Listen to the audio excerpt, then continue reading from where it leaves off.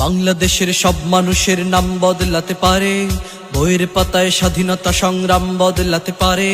বঙ্গোপসাগরের পানি সব যেতে পারে শুকিয়েও, গোটা রাজধানী কেড়ে নিতে পারে বুড়ি গঙ্গার ঢেউ। সুন্দরবন কেটে হতে পারে ইটের ভাটার লাকড়ি, শিল্পপতিরা দেউলিয়া হয়ে খুঁজতে পারেন চাকরি। চোর গুন্ডারা পেয়ে যেতে পারে মন্ত্রীর মর্যাদা, আইনের ফাঁকে কালো টাকা সব হয়ে যেতে পারে সাদা।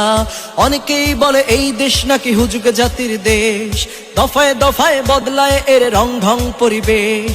তাই বলে ইসলাম এ দেশে হুজুগে হবে না শেষ, হুজুগে হবে না শেষ। ইসলাম এ দেশের পরতে পরতে জনপদে ঘরে ঘরে, ইসলাম এ দেশের 90% মানুষের অন্তরে। ইসলাম নিয়ে কেউ ছিনিমিনি খেলে এমন সাধ্য নেই, আর কিছু থাক না থাক তবুও ইসলাম থাকবেই। সবকিছু বদলে যাক তবুও ইসলাম থাকবেই, আর কিছু থাক না